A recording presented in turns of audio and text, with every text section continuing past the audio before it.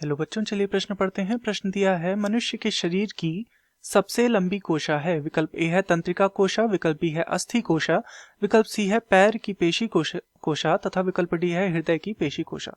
तो इस प्रश्न में हमें बताना है कि मनुष्य के शरीर की जो सबसे लंबी कोशिका है वह कौन सी है।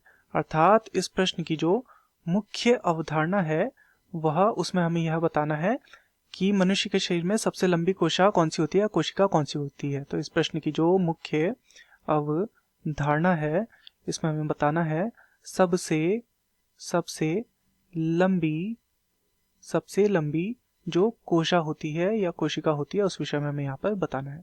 तो मनुष्य के शरीर में जो सबसे लंबी कोशिका होती है वह तंत्रिका कोशिका है, तंत्रिका कोशा। अब इसे जानते हैं तंत्रिका कोशिका क्या होती है।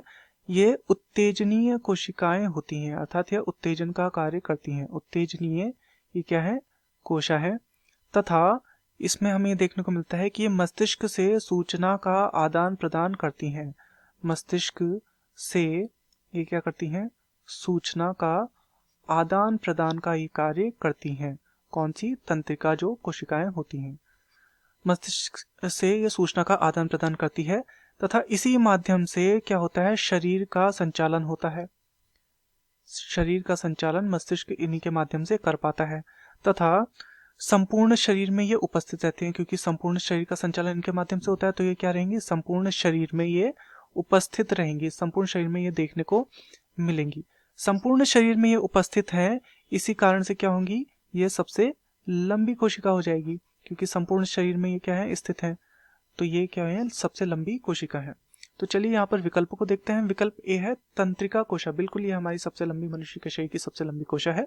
विकल्प बी है अस्थि कोशा, नहीं ये सबसे लंबी कोशिका नहीं है। विकल्प सी है पैर की पेशी कोशिका, तो ये तो सिर्फ पैर तक सीमित होगी, तो ये सबसे लंबी नहीं हो सकती, तो ये गलत हो जाएगा। तथा विकल्प डी है हृदय पेशी कोशा, तो ये भी कहाँ होगी, ये हृदय में होगी, तो ये भी सबसे लंबी नहीं हो सकती, तो ये भी गलत हो जाएगा। तो दिए गए प्रश्न का सही उत्तर होगा विकल्प ए तंत्रिका कोशा। मैं आशा करता हूँ आपकी यह समझ में आया होगा। धन्यवाद।